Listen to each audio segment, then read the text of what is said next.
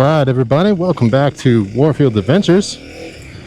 We got Captain Cautious here today, and I've got the lovely 2026 Kawasaki KLX300 out for a little ride.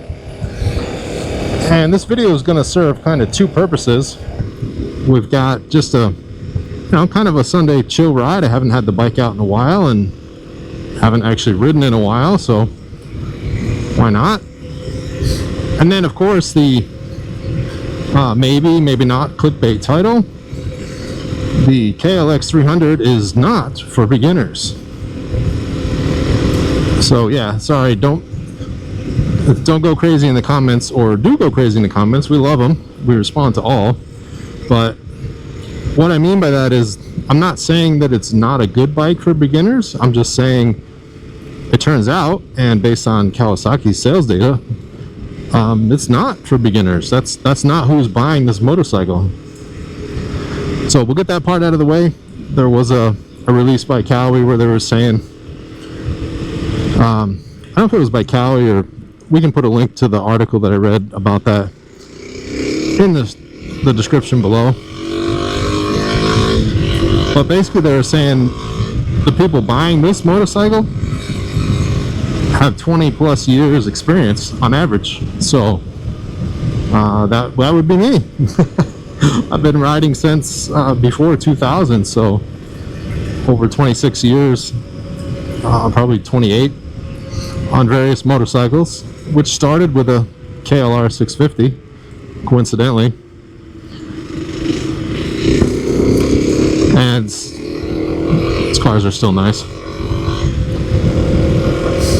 Sorry, where was I going with that?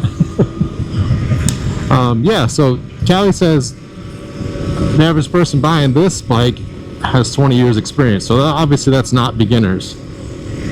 But I will say that doesn't mean it's not a good beginner's bike. I think it still is. It fits that bill. Relatively low to the ground. It's very lightweight, manageable power. Smooth controls, easy to use controls, and it's just simple. Fuel injected, upright, simple display, not many buttons to futz with. Street legal dual sport, just leads to a lot of fun. I got a little rain coming today, but that's all right. If you wait for the perfect day to ride, you miss a lot of riding days. And I'm not really geared for the rain. It's not supposed to be much today. Just a little drizzly here in South Charlotte. And just heading out to a little mini grocery run.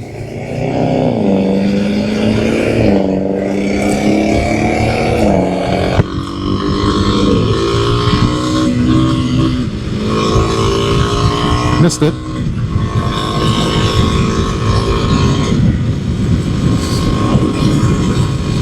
So yeah, I think beginners would take to this bike very well. Like I said, manageable power. It's easy to ride. If you do end up taking it off-road, it's relatively low to the ground. So for that beginner confidence, you can get your foot down when you need to.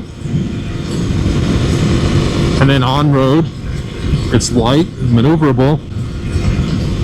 When you're learning to ride, that low-speed maneuverability is sometimes tough to get used to.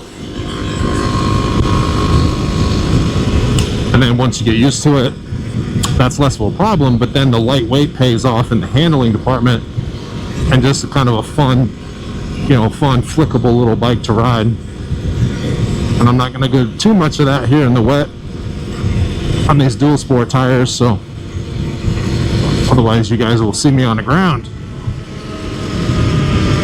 And then I'll lose my Captain Cautious title.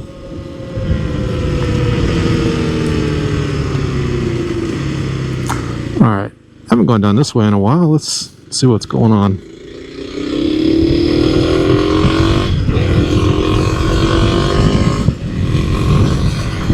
In South Charlotte here, I would say it's building like crazy, but where we live, it's kind of built up, and the developments keep moving farther south on down into South Carolina. So we don't see too many of the massive developments anymore around us. It's kind of infill.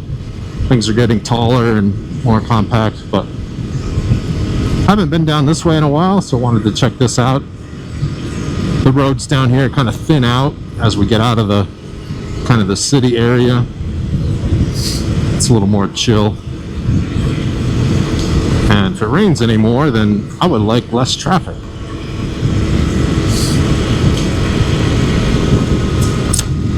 Yeah, so let's switch to the other topic then. As I said, this is not for beginners, meaning beginners are not the ones buying this bike. So let's talk a little bit about how I ended up with this and why I think this bike's kind of hitting me at the right time, kind of the best bike for the time.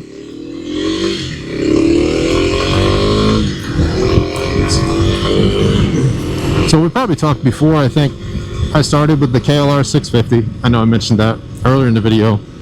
That was a 98, obviously carbureted. I don't remember if that's first or second gen. I think that's a first gen motorcycle. And I rode that thing everywhere. I commuted with it, off-roaded it, took it on trips, just rode it all over the place. And I lived in New England at the time. We were in and around the Boston area, so I even rode it in the city. It's a lot of fun. Alright, pick a lane. There's two to choose from.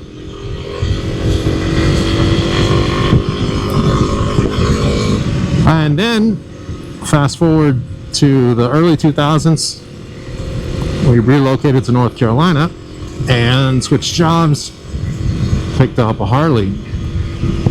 So then I had a brand new Harley Davidson Softail Deuce from 2007 and rode that for about 10 years, 10, 12 years. And then in the mid-teens, started a podcast with my buddy Rico and John. And Rico had a sport bike at the time, so that got me introduced to sport bikes on 2000 Yamaha R6. And then that got me into sport bike riding and track days. So ultimately the Harley got replaced with a Yamaha, or sorry, not Yamaha. Oh yeah, I guess initially it was the Yamaha R6. I rode that quite a while I was tracking it and learning it. But then I ended up with my Honda Interceptor. So 2014 VFR 800, that's still my daily, I guess. I don't ride daily, but that's what I ride most often and what I take trips on. So I still have that. I had two different Suzukis for track riding. I had a 07 Gixxer 750, and then I had a 06 1000 just for one track day. And then sold both of those once I got out of that. So kind of ended track days. We probably talked about this before, or if not, give you a recap. So I had an accident at a track day, so that put me into a couple surgeries and some recovery. So partly why I ended track days, and then started getting into dirt riding because Bryce was riding more and wanted to get my youngest son Cameron riding. Yeah, come on, Cowie, you can do it. So yeah, as we got riding more dirt, I picked up a KX450 because I thought I needed a big bad boy for riding off-road, and that turned out to not be my jam, so Bryce still rides that a little bit. Then we've had kind of countless MX bikes that we bought, sold, worked on, and ridden. And last summer, when we started talking about doing the Smoky Mountains 500, that's when this bike came to be. But I had been sizing this bike up for a couple of years. I had sort of decided probably 2 years ago this was the next bike. You know, lightweight, decent power, but not crazy power. More modern suspension, fuel injected, You know, just no fuss. Just fire it up, get on it, and go riding. That was the goal. But something that I could ride everywhere. I want to take it on some trails, you know, do some fire roads, ride it around town like this, you know, local streets. Not so much highway. This is not a bike I would ride on the highway. You can, if you need to. It'll run highway speeds, but you're really getting out of its element at that point. And if I'm going to do a big highway ride, well, I got the VFR for that. So unless I end up on the highway, that's kind of a different story. Like, I mean, you can ride this anywhere. Like I said, if I ended up on the interstate for a little while, no big deal. But if I planned a trip that was a lot of interstate or roads, then I wouldn't take this bike. That's kind of the difference there. So yeah, that's how I ended up at this one. Just that point in my riding career, that point in my life, I wanted something light, nimble, not too tall, and I just don't want to think about it. I just want to get on it and ride everywhere. So it's not the biggest, it's not the most powerful, you know, it doesn't have luggage, blah blah blah, but I don't care. This bike is the essence of motorcycling. Just get out there and ride. Flip the key on and go. And if I decided like, oh, look, there's a dirt road, well then off we go. Like, I wouldn't do that with my Harley when I had it. I probably wouldn't do that with the VFR. You know, if I had a nice, you know, big adventure bike, probably that's still in the same class. But let's say that dirt road turned into a fire road, and that fire road turned into a single track. I'm still riding with this bike. And then you come out the other side and end up at, oh, the highway for a couple exits. Sure, fine. Let's go this way. Chestnut. Beamer. I think I remember where this goes. It's been a while. So that's kind of my point on this bike and where I'm at is I can ride this anywhere I want. I can fire it up at a moment's notice and just get after it. You know, Kawasaki's got a good reputation for making a dependable bike. It was relatively inexpensive.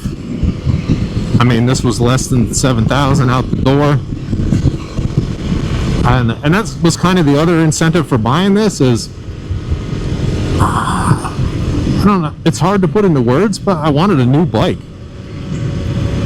And I don't mean like new to me, like I want a brand new motorcycle. And that gets back to the, I don't want to think about it. I'm going to turn the key and I'm going to ride the wheels off this thing. And sure, there's plenty of awesome used bikes out there, but just there's something different about putting mile one, you know, on a vehicle. That's kind of cool. I did that with my truck last year as well. Oh, okay. Now I know where I'm at. Okay, I'm going to turn down here if the light lets me. I'm going to let you in on a little secret here. All right, this is a secret. Don't tell anybody because I don't want to spoil it. If anybody is from New England, or I'd say the Northeast in general, let's say New York and Northeast, to be more specific. If you move to the Carolinas, you're going to have a hard time finding a good bagel. Unless you go here. Poppy seeds. That's where you want to go. New York style bagels. They got all the cream cheeses. They got lox. If you're craving a good bagel and you're near South Charlotte, go check out Poppy Seeds. You will not be disappointed. Alright, that's my food tip for today. But yeah, I haven't been down this way in a while. All right, that second, third shift's got to get better. There we go. That's better. Look at that. I'm through the whole transmission. Wide open throttle, and I barely cracked 60 miles an hour. That's why this is so fun. Just grab the throttle and ride it. That's kind of my lesson for today. Don't overthink it, y'all. Just get a fun bike and go ride it.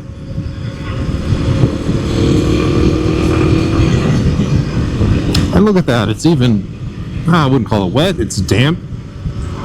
I got the stock tires on this thing. I'm having a ball.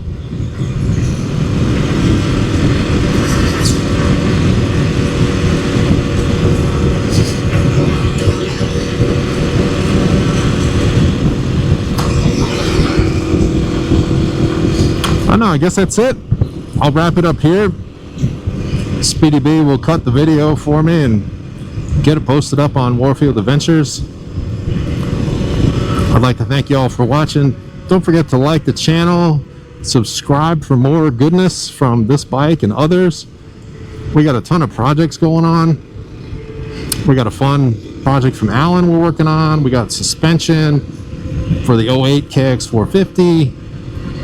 We probably got some mods for this bike coming up. Hint, hint. We'll see what's going on there. Maybe tires, maybe exhaust. I don't know. Maybe a little windscreen or something. Some crash protection. Got to do something. This bike might do a Smoky Mountain 500 again this summer. We're going to give that another go. So I might make some changes to it. We'll see what happens. But yeah, again, thank you all for watching. Like, comment, subscribe.